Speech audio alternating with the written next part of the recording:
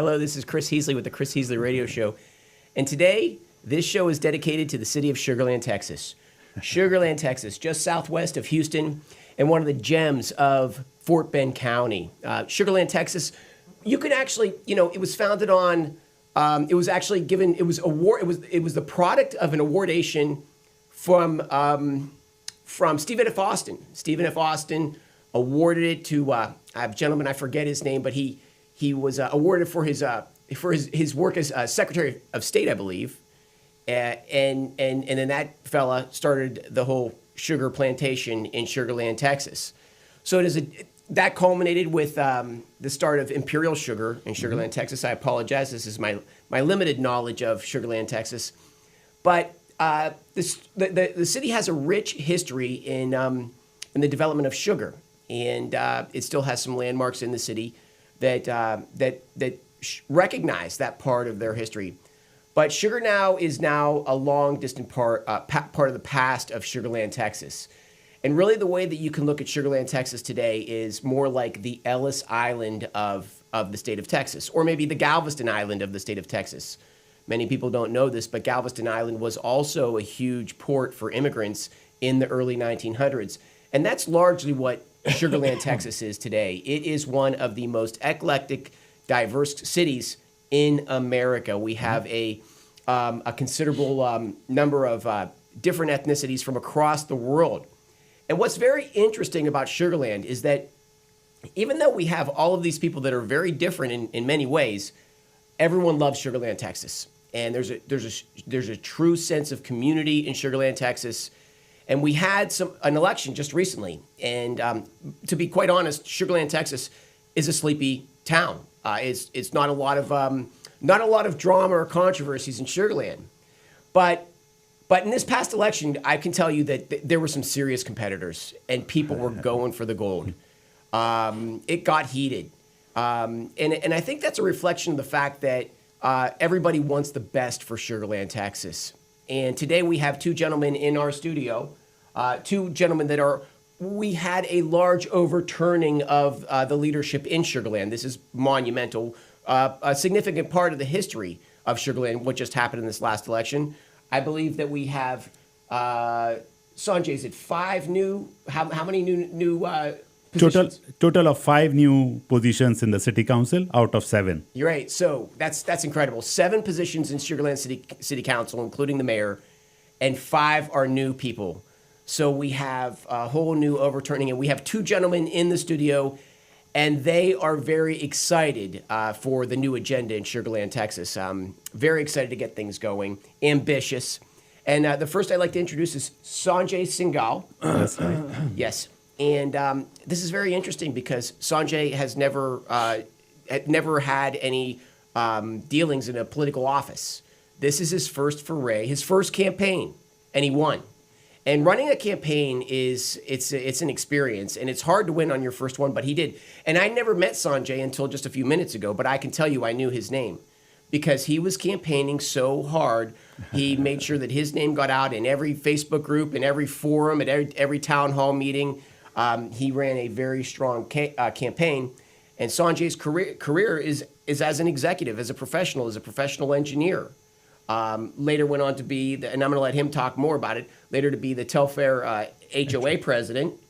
But my point being is that you have a man who has a lifelong 33 years of corporate experience, now taking that experience and delving into and contributing to his community at a greater level with city council. Correct? Yeah, that's right. Very good, very good. Did I get that description right? Absolutely right. Absolutely right. Excellent. And on the other side, we have Rick Miller, also a new city council member, one of the 5 that overturned the apple cart in SugarLand, Texas, and a new fresh face. But actually, Rick Miller is a well-known figure in the state of Texas because, first of all, you should know about him. He has a considerable career as a Navy serviceman. But in addition to that, he's a former Texas state rep. So we really benefit from his experience in the State House. I think it's going to be a great addition to the people of SugarLand. And I think it's going to allow him to really contribute in that city council position in a great way. But first thing I want to say to you both gentlemen, congratulations and welcome to the show. Thank you. Thank you, Chris, for having us. It's a good opportunity to talk to you and to the listeners. Great. It is. Thank you, Chris. Yep. Glad to be here. And it's Rick's second time on the show. Right. So we had a good show the first time around. But gentlemen, let's just start off. You're both new, fresh to office, and just tell me about what you expect to see. What are the current issues in SugarLand, and what are the first things that you want to tackle in office? Go ahead, Sanjay. I'll go ahead first. Sure. So obviously, like Chris said, I have a lot of corporate experience with Schlumberger, and I want to use some of it to run the city business as a very efficient and organized venture. Like city is also like any business has to be efficient, has to be listening to its customer, which is the resident, and also deliver results in a time-bound manner. So that's my goal. Like you said, SugarLand City is a good spot already. We are a very safe city. We are a very diverse city. And we have been, doing well in terms of attracting business. But more can be done. And that is what myself and other council members are there. So what we want to do is, one, because the city is now growing old, like we have been there for 50 years or so. So some area needs redevelopment in terms of getting the new facility because the old facilities are getting old. So we want to focus on the right kind of redevelopment, which has a good mix of new apartment and the new businesses. So that's one priority for the city. Of course, you mentioned about the past history with the sugar mill. So we have an area which is where the old sugar mill headquarters was, which is called Char House and surrounding area in Imperial. So we want to focus on the redevelopment of that area. We want to make sure that we maintain the safe community as we are already. So that's ongoing work to keep it safe. And finally, we want to make the city very efficient. I think all the residents, they want obviously the good value for their tax dollars. And we as a councilman are responsible to make sure we are delivering value for whatever we do. So that's our goal. And I think people have spoken in this election that they are open to fresh ideas, new way of doing things. And we are all here to deliver just that. Very good. Yeah. Yeah, I think I agree with everything Sanjay said. There are 4 new members to the council. Carol is our mayor. She was on the council, I think, for 8 years, and so she's got that experience. But with 4 brand new people, I think we come with a different mindset, maybe in some areas, about how we want to do business. And so we're interested in the process of how we do business. And we are a council mayor or council manager form of government. And so the council drives the ship, right? And the city manager executes what we approve, what we decide. And so there are a lot of things that we need to look at. We're heading into our budget process, which is very critical in how we fund the city to provide the services that our residents and citizens expect. And so with that comes not just the budget, but there comes a tax rate and what that tax rate is going to be. And so how we decide these things in the next month and a half are very, very important going forward. Sanjay talked about the redevelopment efforts, very important to SugarLand. If you look at the population of SugarLand, it's actually decreased over the last few years because we're kind of landlocked, right? And the only thing we can do internally is redevelop. The Lake Point project is very important, and how we go about that process. We're kind of on the outside of it, but we have incentivized the developer to do certain things. And then of course, the Imperial project is very, very important to the future. So lots of good things happening. I think the council has a mindset of taking SugarLand where it is today.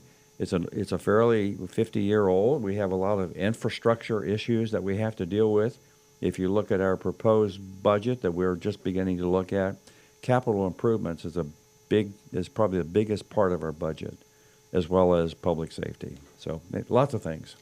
So in the school boards, it's very interesting because people, they don't run as an official party member, but everyone knows who the Republicans are and who the Democrats are. And then there's fierce battles within the school board. Is it like that in all of these? You have a mayor, you have a city councilman, you have a city manager. Is it like that at the city level, or is it a lot less dramatic? What do you think? I think, so to an extent it is there that people know who are Republican, Democrat, even though they are supposed to be bipartisan post. But I think in the city election, there is still more chance for neutral people like me, for example. I am even though very conservative in my thinking and ideas, I am neither registered Democrat or Republican. And the kind of support I got from my constituents during this election, from across the aisle, from both sides, from Republican and Democrat, shows that, if you have the right ideas for the city and for the growth, people from either side will support you. So I think it is much open in city as compared to other election. Yes, and we really haven't had, we're brand new, and so we really haven't had that much time together to talk about non-business issues. Just get to know each other. I mean, I learned about him this morning because we just don't spend that much time together because of Open Meetings Act. And so I've asked the mayor to have a time where we get the council together and we talk about how we want to do business, get to know each other. And I think that's important. I don't know that politics will come into how we do business, even though maybe most of us are conservative in that regard. But it really won't play in this process, I think. A matter of fact, I was asked by one of the commissioners to get involved in the redistricting of the county commissioners, and I said, well, I can't do that now. I'm an elected city council member, and I have to kind of stay away from those political things. But anyway, I don't think it'll play that much in how we do business. And I believe all of us have good of SugarLand at our heart. And once we focus on that, this party line will disappear, at least for SugarLand. What is the population of SugarLand? About 109,000. Yeah, that's right. Right. And what's the budget? So budget is approximately 500 million. If you include all, so we have the source of revenue comings are like property tax, part of the sales tax which we get, then a lot of bond proceeds which will come, which of course you have to pay back, but that is shown as a revenue. Then we also have the services which the city provides, such as water and others. So the combined total of all that is around 500 million. Yeah, a little bit more than that, but yeah, that's right. Ballpark, yeah. What are the driving issues that you're going to be challenged with in the next year or so? Well, I think first of all is getting this budget right, and I think the newbies, two of the newbies here, we come in with some questions about, how do we get to where we are? How did we do last year? And we were given a binder with all. Have you been through it yet? I've been through to an extent, yeah. I'm about halfway through it, and it's a lot of great information, a lot of history in it. How do we get to where we are today? But then, looking at, well, what do we really need to do in fund going forward to accomplish the things to keep SugarLand where it is today and make it even better, right? Make it even better for the residents. And so I think we come with that mindset. But that's a very important part of the question, the process. And we're going to be asking a lot of hard questions about staffing maybe, proposed tax rates, you name it. And so... And then the redevelopment. We've asked for more information on redevelopment, especially the Imperial project. How do we get to where we are today? What are we looking at? Of course, the city owns that property now. That was a big decision made before us, and now we have it, right? Yes. So what are we going to do with it? And so we're having a workshop, I think, on August 5th. Yes, that's right. To talk about this and get staff to give us all the background information. We've asked for that. It's a public hearing, so public can watch that, right? And so we spent a few bucks in that, and so we need to be responsible and accountable for it. So that's a major. And then the capital improvement projects, public safety. Public safety. I looked at the property taxes basically fund our public safety, our fire and police and EMS. So that's where the property taxes we receive. What is the rate? So we are at 0.0325, right? Which is basically 3%, you can say, roughly 3.2% of property value. So 0.0325 per $100. Yeah. So it's lower than the property rates in other equivalent city, I would say. It's lower than Missouri So it's cities. a good rate. You think it's a competitive rate? I think it's a competitive rate. Having said so, we can always reevaluate that if there's a way to lower it or even keep it the same and not increase it. Right. So that's what currently we are in the process. Boy, you would be heroes. You'd be so celebrated if you did that. Yeah, because during the election process, I went around and met a lot of my constituents, and majority of the people felt that even though the rate is very reasonable, because the property valuation has been going up year on year, their tax burden in dollar terms has gone up. And they know partly it's because of inflation, partly because of like public safety and others. But they would really appreciate if we can keep the rate same and not increase it. Because every year the property valuation goes up, which automatically gives additional dollar. So we will be working on this in the next few weeks. Right. Does the city generate all of its revenues from that property tax? No. So if you look at the tax generation, property tax is only around, I would say, 20% of the revenue. Right. Rest comes from the part of the sales tax. So for every 8.25% which you pay, 2% comes back to the city. Then we also have the And services. that's an 8.25 county tax, sales tax. The State state- tax. And you get a State 2% tax. cut of that. State That's tax. right, state sales Okay. tax, yeah. So we get 2% of that. So that we use partly for funding the regular activity, partly for redevelopment activity. So portion of it goes into different fund which we use to encourage new business to come in, new development to happen.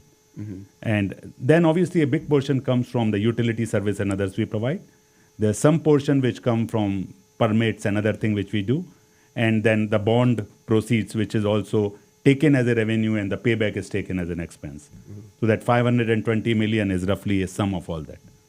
I'd like to take a quick break here to announce our featured product. Our featured product is the X39 patch. And this patch, I gave my testimonial on this patch last week, but today I'll talk about Frank in Youngstown.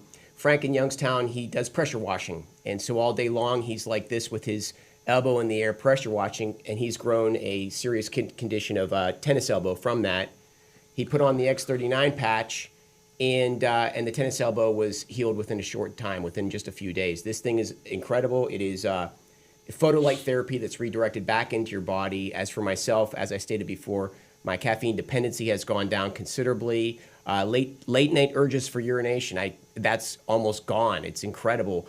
I wake up sharp as a tack, and I have no daytime crashes, energy crashes. I do not get sleepy behind the wheel. It's the X39 patch, and to receive discount pricing, text the word PATRIOT to 330-606-2304. Text the word PATRIOT to 330-606-2304 to learn more about the X39 patch and get discount pricing. And with that being said, so there were 5 new seats in the SugarLand city, and one of them was Carol, right? And so the mayor there, I think, termed out, right? But the other 4 seats, were they incumbents that were being challenged, or were they all just stepping down? So I think all of them, some of them, they stepped down because they were running for mayor. So at least 2 of them, that was the case, right. yeah. And one other, which was at-large seat, moved out of city. So that was the reason for her not to run. And for the other one, it was because he was also running for mayor. So actually 3 of the council members ran for mayor. So those 3 seats became vacant. Right. So, And we represent districts. We don't represent At but I large. mean, he's the District District 2. 2 and I'm 4. I took Carol's spot. She was District 4 before. So, but yeah, we're brand new. So the city's landlocked, and growth is an issue. Is there ever any pressure, this is my one concern, to go sort of an urbanization mode where they would begin cutting up the lots into smaller units, more dense, compact housing units? I don't like the idea of more apartments going in the city. I know you guys are being pressured, and I know you probably are going to do it. But what are your thoughts on that? I would never want to see bus lines coming from Houston into SugarLand, that sort of thing. Is there ever a threat of the city of SugarLand becoming more densely urbanized? I don't know how else to put it, more densely populated. So I think it is for the resident of SugarLand to decide which way they want to go. Obviously, there's a pressure to put more apartment because that brings more resident, which can feed into all the retail and other things. But that comes at a cost, like you said. Then you lose your suburban feel. Yeah. In my district, at least when I talk to people, most of the people were wanting to keep the suburban feel, and they were not in favor of high number of apartment. So they are okay with apartment because apartment gives kind of a entry point resident for the young professional, like 2-bedroom apartment, etc. When you're just starting a job or starting a family. So they are okay with it as long as they are not dense, they are not high rise. So at least my belief is I will push for that limit the apartment to a reasonable number, not very high. Now, of course, that would mean that we can't grow so much. We can't increase our population from 100,000 to 200,000. But I'm okay with it. I think we can continue to be a 100 to 120,000 population city as long as we provide good service to our residents, keep our nature of the city as it is. I'm okay with it because you can't indefinitely grow the population.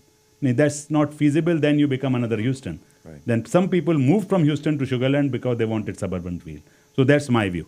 Yeah, I agree with Sanjay. I think the only areas that really we can look at is the Lake Point property and what's going in there, and that there's a developer that's bought the land and is going to do that, and that looks pretty good with townhomes and in single homes. It's a mix, and then we have the Imperial project, which is we don't know what that's going to look like. Yes, yeah. And so, but if you take those are the two primary areas that for redevelopment. That's pretty much the area left. That's pretty for much it. And so, but that's the only places that right now SugarLand can. There are two more areas which are there, but they are kind of designed for something else. So the area behind the airport, which is meant for industrial or / business park, which we will have to see how it develops. And then the area behind the Smart Financial Center, that is meant for a mixed-use development with some retail and some apartment. But most of the people want that area to be more retail, hotel, etc., because close to Smart Financial in the very central location. Yeah. So City Council has to decide which way to go on those two areas. Right. So, Rick, you mentioned redistricting is an issue. Are you referring to on the county or the state level? Both. Okay, can you expand on that a little bit?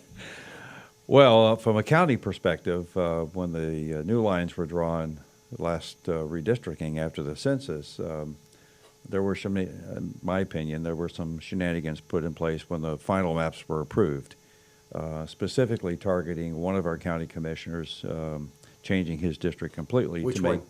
Andy Myers, right, to make his district more one political party than he is. To make it harder for him to win elections. Harder for him to He win. was specifically targeted. He was That should be specifically- illegal. That's right. And so, and there were some factors in those maps, how they were drawn that now are going to be reviewed. The council did vote, or the county commissioners did vote to do that, redo that, and hire an entity to coordinate that. So that's important and how that comes out. And then from a state level, I'm assuming the president had some influence on this with the governor to put this on the agenda, and now they're going to go through a redistricting process to see what the outcome of that may be for more Republican seats probably. And so I listened.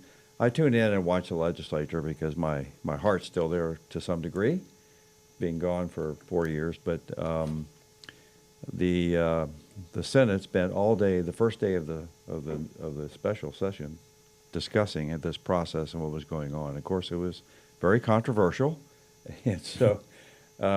But it started, and so Phil King, a very good friend of mine from the House, who's now a senator, is heading that process up in the Senate. So, Senate will drive that. The House has a committee as well, but the Senate will drive that. We'll see where that goes. Yeah, I think it's important. Yeah.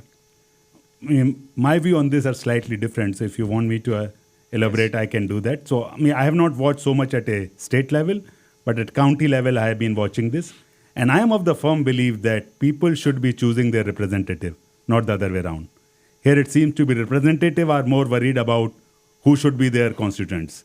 Now, I am not condoning what happened 4 years ago when the original maps were drawn. Maybe it was done wrongly, and I agree with what Rick said, that maybe politics went into it. But Andy Myers demonstrated that despite changing the redistrict, he could still win. So I think if people are with you, then these redistricting will play minor role in it. I think to do it halfway through, I don't think it is a good idea because then it gives chance to other party to start doing it 2 years later. And at the end of the day, if you look at from outside, it's a waste of taxpayers' money because you are redrawing the district. It's not bringing any value to the taxpayer on doing that whole exercise. Just because one person of the commissioner court shifted the party should not be a reason to start this whole exercise again. That's my view on it. And I believe my view are with a lot of silent middle majority of the Sugarland and Fort Bend County. I think that both political parties should make effort to talk and impress those silent middle path rather than doing this redistricting, etc., to their advantage, because in the process, people are watching and people form an opinion that these people are interested more in drawing their district than what is good for the people, what is good for being efficient government. People will speak at the election time. That's my view. Yeah, people they get disgusted with the whole election. Yeah, I mean, people don't like this, what is happening, for example. Yeah. It's a difficult thing, and idealistically, it would be nice if it was completely nonpartisan, but it hasn't happened that way, and it probably will never happen. But do you think two wrongs make it right? No, it does. It doesn't. But one of the first things I learned when I went into the Texas House was numbers matter. Numbers matter, right? Just like, and now not so much on city council because we're nonpartisan, but Commissioners Court, numbers matter. Democrats, Republicans, and it's a shame we can't come together and agree on things. Yes, As I was growing up, and I'm an old guy here, been around for a long time, right? And I saw that shift in Democrats being willing to work with Republicans in Washington when Bush 41 got elected. That's when it changed, right? And so it's not been the same since then. Yeah, I think it's a matter of balance. What you are willing to do to get into the position to make a difference. If you are willing to play a little bit politics to get into a position to service people, that's one thing. If you are willing to get dirty to get into that position, then that never stops. So I have a slightly different view, which I just said, and I think each one chooses their own path. That's right. That's what it is. Right. How does the county administration affect the city of SugarLand? I think it does affect to an extent because the resident point of view, they pay city tax and they pay county tax. So there's obviously a bit of overlap because we pay for our police, we pay for our EMS and other, and we also pay for county police, which we don't use. So what we expect is SugarLand as a city gets some benefit which are paid for by county, which sometimes is done. So for example, our road projects, any road improvement, any capital improvement, county does pay a portion of it. But today, if you look at the overall big picture, the amount of tax which SugarLand residents pay to county, what comes back from county to spend on SugarLand is much less. I would say it's 30% of what we pay. So if, for example, SugarLand residents pay 100 million, for example, as a county tax, what county spends on SugarLand is possibly 20-30 million. So, but it's the way it is. So in some ways, we are paying for services in unincorporated areas of county. Yeah, I think it's an important relationship. I'm not exactly sure at this point what that relationship is like, but the county commissioners have a part of SugarLand, right? And so Grady Prestige is a Democrat. He's been there a long time. He's my county commissioner, so I have to work with him. I've known him for a long time, and that relationship is really important in how we do that for the benefit of the county, but in our case, for the benefit of the city. And so it's very important, that relationship. But the mayor sets that to a certain point with the county judge, but I would talk with Andy Myers just the other night at the event that we went to, and he's got some things that may affect the city of SugarLand. He's working with one of our council members, Suzanne, on that, and so that it's important how we do business together. It's really been a saga in Fort Bend County let's get into the drama. It's been a saga in Fort Bend County for the past 36 months. I mean, it is not boring. It's so we talked about Andy Meyer, right? And Andy Meyer is a household name in SugarLand, Texas. He's been the one stalwart for fiscal responsibility on Fort Bend County in the county administration since the beginning of time. Right. So what did the establishment forces do? They targeted him and his district. They chopped it up so that he would have less of a representation that would support him. But then they fumbled the ball, right?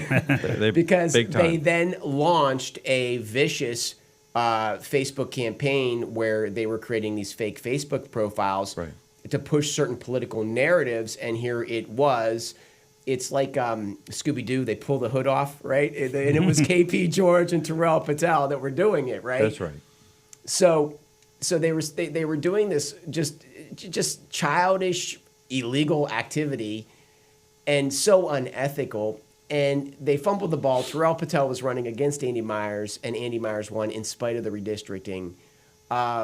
That's part number one of the drama in Fort Bend County.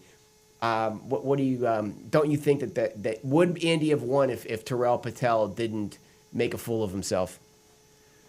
That's a very good question. Yeah. The numbers don't say he would have, based on how it was designed. But it's a good thing the way it turned out because people said, no, I can't And vote. people voted for what is right. That's right. Can you imagine if that guy would have gotten elected, knowing what we know about him now? Goodness gracious, it would be a clown show in the Fort Bend County. That's right. And so people did respond, and they responded in a way and really looked at Andy's record. And Andy's, like you said, he's been an institution, right? But anyway, I think Andy's one of our best, if not the best, county commissioner we've had ever. So, but the people responded. I think that's what I say. People do look at those things. And obviously, if it didn't come out in open, people would not know. But once it came out, then people looked at it and did the right thing. Yeah. And then the second part Thank of God they did. Huh? Yeah. Thank God they did. Yeah. Not boring in Fort Bend County. And then the second part of that saga is the KP George switch, right? So this guy who has been, the AOC of Fort Bend County for the past decade, who's pushed every trans issue, every lefty issue. I mean, he was just trying to transform our county from a traditional Texas town into this Marxist utopia, and he worked his butt off for it. And now because he got busted, and his party's basically they're going to throw him under the bus and hope we forget everything that they did. And so they're throwing him under the bus, prosecuting him. And what he's doing on the way out is he says he's switched parties to the Republican. I mean, this guy's a fraud and a joke. He's a political opportunist. He's Republican now because he's probably put on that MAGA hat, because it's a political opportunity for him. Right. But what do you think about the KP George switch? So personally, I think people know what's going on. And switch like this, people don't buy it easily. So I don't think, personally, I think he didn't do a right thing because Republicans also know what he has done in the past. For him to get acceptance and possibly win some kind of primary would be very difficult. I believe so. I mean, with due respect to, of course, all the gentlemen involved, I don't think this kind of a switch people buy easily. No, I as I said earlier, numbers matter, and it's 3-2 now. Supposedly, if says he's a Republican, but people are smarter than that, and Yes, yeah. so. But it does matter on how they vote for things. For example, redoing this redistricting it wouldn't have happened if he had stayed a Democrat. So, but yeah, I think what happens at our next election for county judge is very important in light of the redistricting that might happen and how those maps turn out. So it's important who we elect as our leadership. But do you think the redistricting of the precinct boundary would affect the county judge election? Because the whole Fort Bend County votes for that, Well, you mean for county judge? for the or- county judge. Yeah, does it affect it? It doesn't won't affect affect that. No. And candidates are beginning to line up. Matter of fact, Melissa Wilson stepped in the race this week. and I understand that maybe William Ferguson may be William Ferguson, okay. jumping in the race for that. William Ferguson, who recently ran for mayor. Right? And so There's a Daniel Wong. Daniel Wong. Daniel Wong, right? Former city council. Former city council member, right. well-established businessman. That's right. So so those people are beginning to come forward, and I don't know all the names, but it makes a difference. And so who people want to have lead their efforts here in the county and the city, and so we'll see. I think that race is going to get so nasty. I just think it's going to get nasty. I just think that it's going to be. You gentlemen had races and they were competitive as can be, but this is going to be a whole new level for the county I judge. believe. I agree. Yeah, it will be, and it has a lot of visibility now, right? Because of what the KB George issue, and so that tunes people in. What's interesting is, and I have a hard time with it, is the number of people who vote in our city elections. And I don't know, in the runoff election, it was a very small percentage of the registered voters in SugarLand that actually came out and voted. And so how do we change that? So I think incident like this will make it change. I at least have my district to look at. In the past election, only around 10-12% people were voting. In this election, 25% of the people voted. So it's almost double of what For people... the first election. For the first election, and also in the second, above 20%. Oh, I don't So I in thought my district, that's why I'm in saying. your district. In my yes. district, yeah. But not So across the whole there city. were issues in my district in which comments were made in the past that, people don't vote, so why should we listen to them?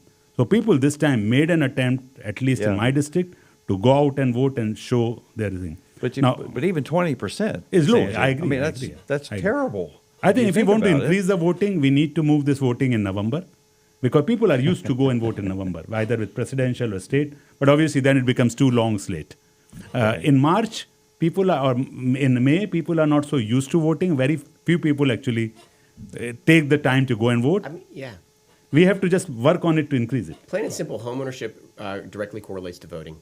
And the more apartments we put in the county, the less people vote. Less people care, the more people like KP George can get away with, right in front of our eyes. Right, and so I think we're going to look real carefully at the apartment issue and how that translates. At least the new council member I believe majority of them believe that a balanced number of apartment is the solution, not unlimited and high-rise, high-density. I think that's the way it'll come out. Yeah. Yep. So let's talk about Senator Joan Huffman. I believe that she's entered the race for Attorney General. Tell me what you gentlemen think about that. What do you think? And who is she running against? Give me an idea of what's going on there. Well, she's running against. I think Joan is a very good candidate for this. I mean, she's been the most powerful woman in the state since she headed the Senate Finance Committee, for drafting the budget for the state of Texas. So that gave her a lot of visibility in doing that. I remember when she was first elected, I was the Republican county chairman in Fort Bend County at the time, and Fort Bend County actually, that part of her district, got her elected. So Fort Bend was responsible for that. But anyway, I think she's got a very good chance because of that visibility and what she's been doing. She's carried a lot of very good bills in that regard. Her opponent is Senator Middleton from the Galveston area in that district. It's going to be an interesting race. He's a good guy, very, very conservative, probably the most conservative guy in the Texas Senate right now. And so we'll see. Both of them have the resources to run whatever kind of campaign they want. And so we'll see how that works out. Yeah, I mean, for Senator Huffman, I look at her more as center-right. I look at her not as a strong right. Right. And should she win, she's stepping into the shoes of Ken Paxton, who has been the heavyweight champion of attorney generals across the United States.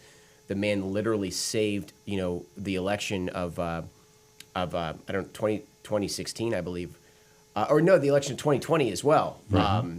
But just he was the number one problem for every part of the establishment, the Texas establishment. He took out the Bush family. The national establishment. He was suing the Biden administration at every front, and I don't see Joan Huffman having that type of vigor. That's my concern. Maybe not. And also when they dropped the Wuhan flu on us, I don't feel like she really took a stand for liberty. I feel like she was quiet. Right. And so and there is a difference between those two candidates. There are probably more. I don't know. I think somebody else has entered it as well, but I don't know who that is. But if you were to line up one against Paxton, who's more like Paxton, it would probably be Middleton for sure. Mays Middleton. Yeah, Mays Middleton. We need to make sure we put that first name on there. Yeah, Mays Middleton. Very, very conservative guy. So, yeah, Paxton, I think in what he has done is fantastic as far as what he's stood up for. He's definitely more visible. And his name is recognized by everyone. Yeah. Mm-hmm. Well, and I'm not going either way in that race. I'm just expressing my first concerns, but I haven't reviewed the bills that she's passed. Yeah. And and I think that you bring a lot of convincing arguments for Joan Huffman too at the same time. She's carried a lot of crime-related issues that are very important in taking the right steps and doing the right things for those people who've committed these serious crimes, who've been let out on the street when they probably shouldn't have been. And so she's very strong in that. But we'll see. We'll see how that develops. Okay, so did you want to say something? No, I defer to his views on There you this, go. the state Defer politics. to the state, former state rep. Yes, that's right. Well, okay, so I got one for you. There is a rising star named Alexandria Butler. The woman is a sheer talent. I've had her on the show several times. She's a woman that's been scorned by the left, and that motivated her to take them down. I won't get into the details of it, but basically, you hear about how the schools are largely manipulating children in deceptive ways Right. to fit a sexualized agenda. She was affected. She got burned, in that with that whole initiative. She got burnt by that, and so she's on a driving mission to do something. And she's going up against Al Green. And in his form, the way the district lines were written before, I think it was largely favored towards him. But they rewrote the district lines, and now people are saying Alexandria Butler could possibly pull this thing off. Oh, okay. Now, she just started her campaign. She just started her fundraising. She probably hasn't raised much. But I'm telling you, when people see this woman, she is a complete talent. So, I don't know. Are you familiar with her at all? No, so I will, I'm not so much involved in the politics other than the Fort Bend County and SugarLand. Yeah. So, No, I'm and I'm not either, Chris. I think I've heard her name, but I really don't know anything about her. But what you say about her, I well, like. That's one to keep your eye on. That is going to That's be an definitely interesting something to race. watch out for. Yeah. She's working the events hard. You will meet her. It'll Definitely. happen. So, okay, let's talk about Ken Paxton and John Cornyn. That's going to be one. That's going to be a good showdown. I'm putting my money on Ken Paxton. Yeah, Rick would have his view on this, for sure. Well, John Cornyn's been our senator for a long time, and it's going to be an interesting race for sure. This issue with the current thing with his divorce, his wife is divorcing him. What kind of impact is that going to have? We'll see. Ken is obviously very, very conservative. I've known him for a long time. When I first went in the House, I got to know him. He was in the House at that time, and so it's going to be an interesting race. It's going to be interesting to see where the president comes out on this, right? Yeah. And what kind of support the president has on there. I've seen some advertisements with Cornyn and the president, but I'm not sure that was sanctioned by the Endorsement, president. yeah. I saw those advertisements too. Yeah, so it's who knows how this can take and what's important to people and how that message is translated and getting people to understand what the issues are, where our country's going, and who's the right person to represent Texas. I would say the one thing that's a serious liability for John Cornyn is he went to the GOP convention in the state of Texas 2 years ago and he got booed off the stage. Yeah. I don't know how you win anything when you have that After kind of a response from the people. And what do you think was the reason for that? He was, at that time, I believe that he was making moves for gun control, Okay. gun confiscation. Yeah. So I think Texas in the last election, presidential election, I think, I remember Ted Cruz coming out and saying he said this is going to be a hard election and near the end and raising money and he won by 2 million votes, right? And so Texans showed up to show that kind of support for him and the president and so that goes along with the convention, what happened at the convention. And so, it's just a matter of getting people's attention and what's important, what the issues are. And that's the hardest thing in running a race. You were very good at that and what you did and how you got elected. And so it's your reputation and what you've done. And your connection with the people also. That's right. You have to, and your reputation and what you've done before and what you stand for. It's all important for people, getting people to understand that. And Yes, I agree. Right. So it's going to be interesting to see how this plays out over the next year and a half. So I'd like to bring one article from the Texas Scorecard to your attention. I'm going to read it right now for you, if that's okay. Okay, so lawmakers eye $13 billion in federal funds for property tax cuts. This is in the state of Texas, okay? While Governor Abbott's special session agenda includes, quote, additional property tax relief, unquote, the details remain undefined. With the legislature currently meeting for a 30-day session, some lawmakers are calling on Abbott to use a new influx of federal dollars to provide immediately property tax relief to Texans. State Rep. Helen Kerwin, a Republican, filed House Resolution 23, urging the governor to dedicate any funds Texas receives from President Trump's recent reconciliation bill, estimated at $13 billion, towards reducing the state's property tax burden. With the influx of federal dollars from President Trump, we have a unique opportunity to deliver long overdue reliefs. Texans have been burdened far too long by rising property taxes. House Resolution 23 is about doing the right thing, using the funds to ease the tax burden on families, homeowners, and businesses. It's not, I love this quote, it's not Washington's money, it's the people's money. They deserve it back. And this, who is saying this is Kerwin, is State Representative Helen Kerwin, a Republican out of Glen Rose. While Abbott's session includes additional property tax relief, the details remain undefined. Though the resolution does carry the force of law, if passed, it would signal the legislature's intent to ramp up pressure on the governor to act. Thus far, State Speaker Dustin Burrows has not referred H.R. 23 or any other pieces of legislation filed during the special session. What do you guys think about that? What do you think about that? Well, I can go. Of course, like you said, the details are yet to be known.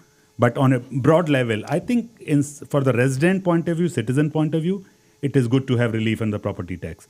But devil is in the details. When the bill is passed, suppose a homestead exemption has been increased or some other relief is given, then hopefully it does not lead to increase in the tax rate which either the county or the city or the state put it. And that's where we need to watch out that if some bills are passed because some funding which a state got, then those funding needs to be passed to the city or county to be able to offset that tax increase. Yeah, I mean, like, it's an amazing time because we learned from the Wuhan flu, right? All the COVID money came in and everyone had their buckets out. And I talked to people on the inside in Fort Bend County, county officials, and they said that they don't see any way how that did not make it to the personal accounts of certain political figures. And so, you know, this idea that we give our money to the feds and then the feds give it back to us, it was ours to begin with.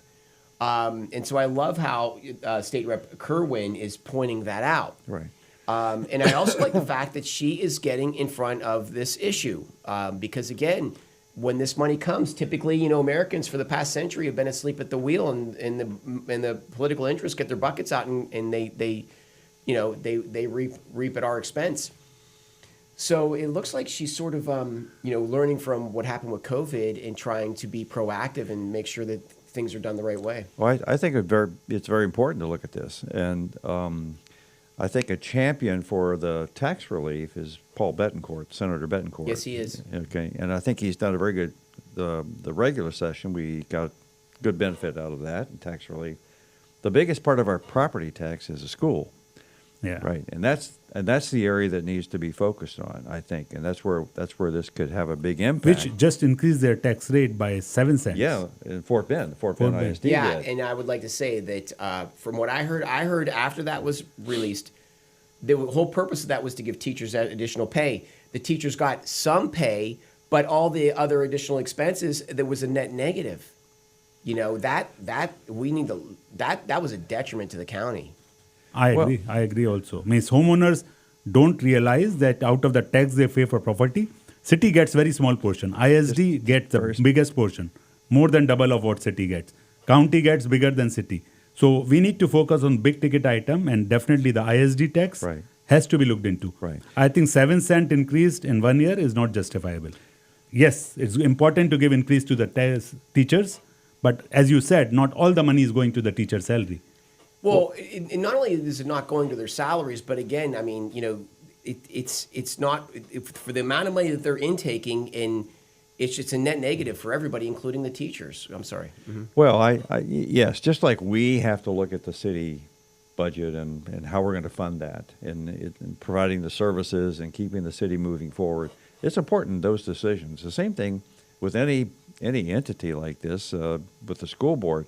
They have to take a hard look at their administration and how, people in their process, and do they need these people, just like we're going to do. And that's where the funding issues are. If you read anything that David Hamilton, you know David Hamilton, he's a trustee on the school. I mean, what he puts out, each school district has that opportunity to really get it right. And what's important? What's important are our teachers, right? Our teachers and what they're doing. Public servants are the lowest paid people in our society. And we need to do something about that. From our military to our public safety people to our school teachers. And so, how do we make that right? And where are we spending our money? Because it's our money. Yeah. Other thing which I read somewhere, that ratio of the teacher to total staff is low. I would think 80 to 90% should be teacher and the support staff should be only 10%. Right. Today it's maybe 50-50. I don't have the right number, but that's something need to be looked at. The administrative burden on the whole education system should be reduced. I mean, you mentioned David Hamilton. The other thing is that, from what I understand, David Hamilton, Sonia, and Adam, they were lobbying for that rate to be lower. And there were other parties that wanted it to be even higher than what it was. They met in the middle ground. Right. So if we didn't have David, Sonia, and Adam there fighting for the right things, that thing would have been even higher. Yeah, would have been terrible. Well, it comes back to the governing body and what their thinking is about what's important. Yeah. And numbers make a difference, right? Just like I've said before. And so if you have that conservative mindset on how you're going to structure this and what's really important, the teachers are important, right? Their salaries are important. Let's pay these people what they're trying to do with the kids in public school system. And this whole school choice thing came out of the last legislature. That has an impact on the school districts as well, because there aren't as many kids in the seats, right? And the schools get paid for kids in the seats from the state, and that's how that funding works. And so they have to come to grips with their individual budgets, and then how that affects the tax rate. And all this is going to have to play together. Yeah, I mean, when you look at that school board, I mean, we're talking about Fort Bend County, we're talking about SugarLand, Right. and we're talking about the quality. Where the whole purpose of this interview is to talk about the quality of life in our town. Right. And really, the issue bigger than the city is the school board. It's an $800+ million budget, whereas the city of SugarLand is only a $500 million budget, and the politics in there are heated. And so, yeah, I really think that's probably the biggest issue. And they're going through some issues as well, our Chris, area. because there aren't as many kids. I think that is one of the issues. Because of population is aging, so most of the families, their kids have already gone through the schooling system. Right. So unless the new young families come in future, there will be less and less kids. And they may be looking at shutting down some actually schools in the city of SugarLand, Fort Bend ISD, because there aren't as many kids. And from a funding perspective, can't afford to keep them open. And so there's some hard decisions that Fort Bend ISD is going to make, just like we're going to have some hard decisions from a city perspective too. But we're in a much better place. We're financially, the city's in a good place, all right, money-wise, and just how we spend that money is critical. Excellent, very good. Well, fellas, I've run out of my questions. So is there any last topics, issues, anything that you'd like to discuss? I think not a topic. I would just say to the listeners that, be engaged with your government bodies. So be engaged with the city, ISD. Once in a while, read through their meeting minutes and see how your representatives are performing. Because when people are watching, the representative behave well. When it is a problem, when people get disconnected, then the politician may do whatever they want. So my request is to be engaged. And finally, I would say thanks for inviting me. I think it was a good opportunity to talk to you and also to connect to the listener. And I want to say thank you for stepping up and being a part of your community. You're a career executive, and you want to spend your evenings at home with your family, but now you're spending your evenings on city business, and that's a sign of a true patriot. So we appreciate you. Rick, any last comments? I agree with Sanjay here. Is getting people to understand what's happening, how decisions are made. Just watching. You don't have to come to council meetings, but you can watch it. It's all live, and anything we do as a council is public. It's all televised, or it's available for people to see. But to get involved, and I used to get complaints when I was state rep about the city of SugarLand. Do you know what's happening? I said, well, have you been to a council meeting recently? Do you know what's really happening there? And you can have an impact. You can go say something, right, and get involved. And so that's my encouragement too, is for people to just to listen to what's going on, ask questions. Anyway, and thanks again for inviting me. Good to see you again. Yes. Take care of yourself. Thank you, bud. Appreciate it, man. Yeah, and it's great to have you on the show, man. I always enjoy your perspectives. Your years in the House certainly they come through. They shed light on issues in a experienced way. So I appreciate that. I think experience matters. That's why. Definitely. That's why I came out of retirement to run again, because I was concerned that with a turnover that it'd be good to. And people responded. People responded, right? Yeah. Well, I'm excited for the city of SugarLand. I'm excited to see how it goes. I'm excited to see Carol as the mayor, I think it's going to be. I think it's going to be a fresh new day for SugarLand. It's going to be very, very good things happening. But I agree. yep. Definitely. Thank you. Thank you guys. Thanks, Appreciate Chris. everything. With that being said, this is Chris Heasley with the Chris Heasley Radio Show. We will be on this channel next week, Saturday, 10 a.m. with one more hot topic. Have a great week. Thank you.